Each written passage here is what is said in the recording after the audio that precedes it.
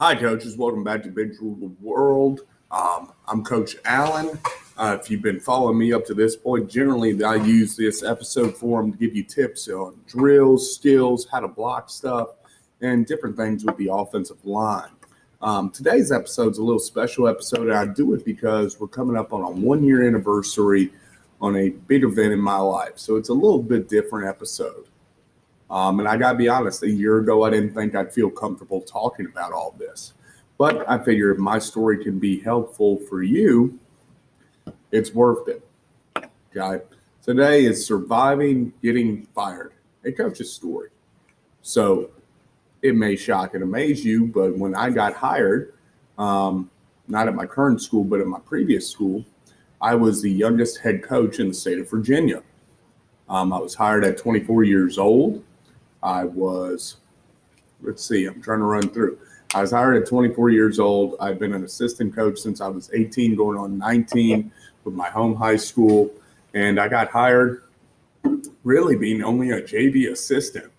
And then got hired being a varsity head coach because I sold myself and sold my program and sold the ideas I wanted to do. I'm a big guy. If you get in my Trenches newsletter, if you get into that stuff on culture, I was a bigger guy on culture than even X's and O's. And, I think that's remained true with me. So what I'm going to talk about today is just sort of, my own personal story. If it's good and you like it, cool. Hit subscribe, share with your buddies. If it's not cool, I understand. For me, the biggest thing when I came to Chatham High School was flipping the culture. What did we do in flipping the culture? We just got kids, and, I talk about this in the Trenches newsletter all the time. We got kids competing for stuff, whether it was PowerPoints competitions to try to get new jerseys, new equipment. We went out there, we fundraised. We did stuff 24/7, guys. 24/7. When I woke up, whatever I was doing was to get Chatham football better. So I sort of poured my whole life into it. That was my baby. It was all about football. Along the way, we did some great things at Chatham. We installed the air raid offense. We finished first in the region in passing in 2018, second in the region in 2019. We took the team to the playoffs in 2019, just the fourth time in 69 years as a school, 14th winning season in 69 years. All those things we did. I was named Coach of the Year in 2019 for our local area. My quarterback was named Quarterback of the Year. We had two state all-star players for the first time in almost 15 years, stuff like that. Along the way, we also, fundraised, got new jerseys, fundraised, got new locker room, fundraised. We did a ton of stuff to flip the culture, guys. Just like any head coach, I think, that will come in here and talk to you all, you dedicate so much of your life to it. And I did the same thing. And what that ended up costing me when I got the job, I was 24. I was engaged. I was getting married and moving to the Chatham area anyway. So getting the job was the cherry on top. Got engaged, got married, young. That job helped kill my marriage. By the time I was getting out of the job, I was on my way to a divorce. I have a small 4-month-old child that I was trying to be a dad to. Well, when we split, I had a 4-month-old. By the time I got fired, I had a 16-month-old. So a kid who, barely old enough to really do anything and barely old enough to realize what daddy was doing going to football all the time. And so how do I remember? It was a year ago around this time. Well, I remember, okay, now we get into the story of like some warning signs, okay?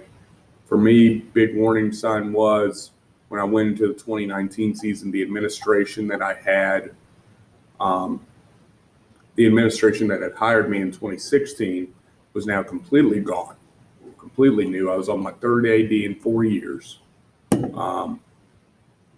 So there was some tension there. New AD, we struggled with stuff right off the bat. We were a program that struggled with numbers. My first year, just an idea, we have a small school, around 600 kids. And our first year, we barely got 40, 45 kids out in tryouts and trying to make a JV and a varsity team out of that. Because we knew we couldn't give up that JV program. Then fast forward to 2019, and we were coming off a 1-9 season to install the new offense, install the air raid. And we had 80 kids in camp. I had to go get helmets. I had to talk to the administration to buy me more helmets. So that's crazy, and, I dealt with issues on buses, issues on, so it's a different ideology, and I didn't help myself at all with that. So it's getting used to new stuff, and I thought winning cured everything. I thought that winning would cure everything and that we'd be all right. We came through, had one of the best seasons in school history, made the playoffs, had 4 fourth quarter comebacks, just really proved a lot of ourselves. But there were areas where I could get better as a coach. And, this video isn't to touch on that, on why I got fired. It's to touch on I did get fired. So I ran off-season conditioning, off-season workouts from November when we got eliminated in the playoffs all the way up through March 12th. And March 12th, 2020.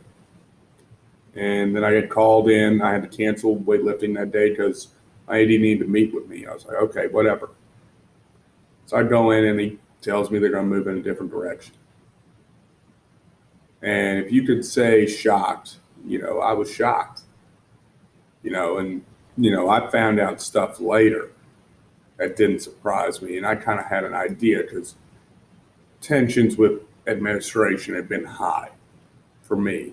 I'd actually talked to family about, whether or not I could survive the tension, whether or not it was worth the tension to stay on.